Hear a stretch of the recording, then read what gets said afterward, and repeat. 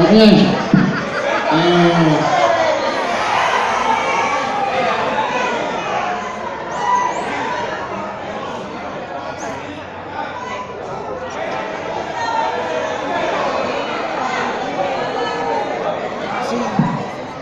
Comienzo, colegas diputadas y diputados. La verdad es que después que uno escucha algunas intervenciones hay que hacer un esfuerzo bien notable para tratar de recuperar el sentido de lo que es un debate propuesto y que ha sido muy bien titulado como debate sobre el rescate de la democracia y de la Constitución en Venezuela. Y ciertamente, porque no obstante consideraciones circunstanciales de carácter político que se hagan, y fundamentalmente por la argumentación y la retórica que uno comprende en el fondo por parte de los colegas del gobierno, aquí, y no es que lo digamos nosotros, ha habido un quebrantamiento muy severo del sistema democrático venezolano y un irrespeto paladino, yo diría que hasta grotesco, de la Constitución. Eso nadie lo puede negar. Y esto no es una práctica por parte del gobierno en estos últimos días. Si hacemos un poquito de memoria, nos daremos cuenta de que cada vez, en los últimos tiempos, por cierto, porque eso no ocurría cuando Chávez estaba vivo, apenas el gobierno pierde una elección, crea un organismo paralelo e irrespeta la voluntad popular. Perdieron las elecciones de la alcaldía mayor e inmediatamente nombraron un supuesto gobierno paralelo del Distrito Capital. Vaciaron a la alcaldía mayor de su competencia legal, de los recursos presupuestarios, etcétera, etcétera. Además de los conflictos internos que crearon, por ejemplo, ordenando la reincorporación de miles de trabajadores, sin dar, porque controlan el Ministerio del Trabajo, sin darles la provisión económica al alcalde mayor, al alcalde Ledesma, para que cancelara las prestaciones de esos trabajadores y los salarios. En el caso de la gobernación de Miranda también fue así.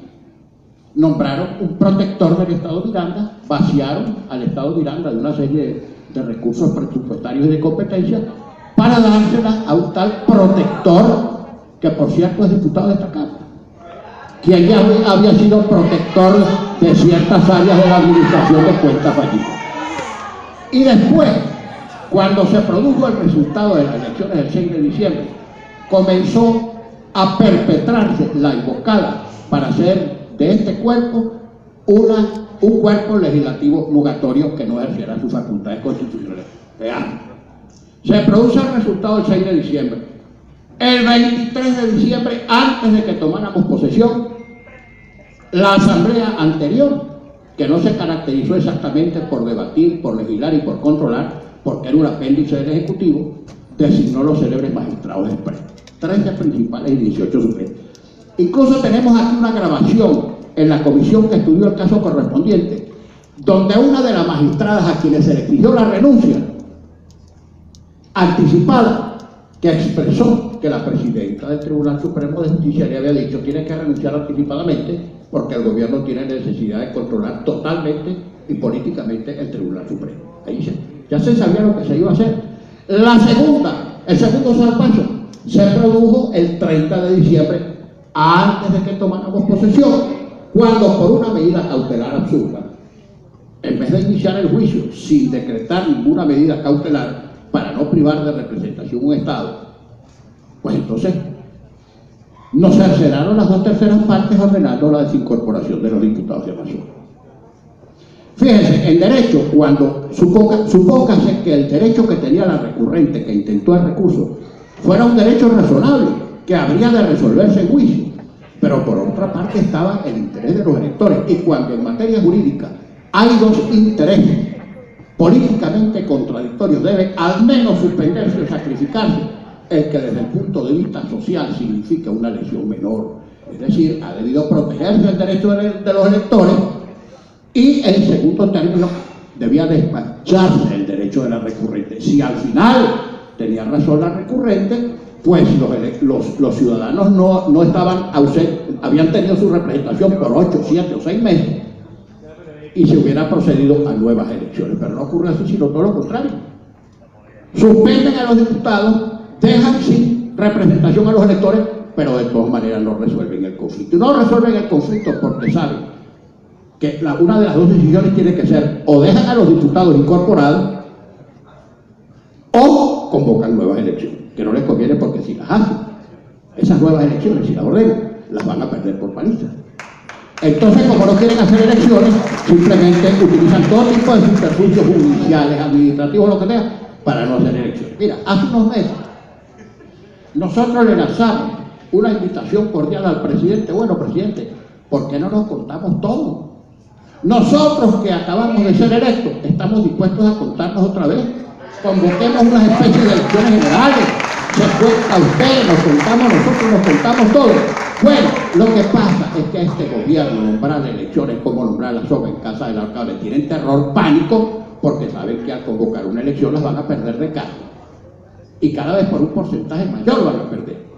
Fíjense ustedes, Chávez convocó un referéndum y lo perdió por pelo de rana, por un resultado verdaderamente mínimo. Y con todo y su rabia y con todo y su disgusto reconoció el resultado inmediatamente. Creo que la diferencia fueron apenas unos 26 o 28 mil votos entre un montón de electores.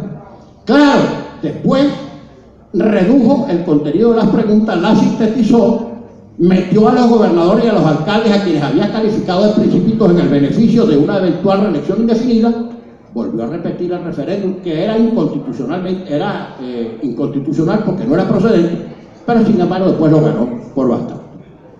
Otro símil que les quiero recordar: cargarse, liquidar una Asamblea Nacional o un Parlamento electo por el pueblo supone un gran riesgo adentro y afuera. Por eso es que a este gobierno se lo califica de fallido y de forajido, y por eso es que tiene cerrado todo el crédito internacional, y por eso es que tienen ese pésimo ambiente internacional que por cierto la ilustre canciller no ha logrado revertir, porque más bien con sus actuaciones aísla cada vez más al gobierno venezolano.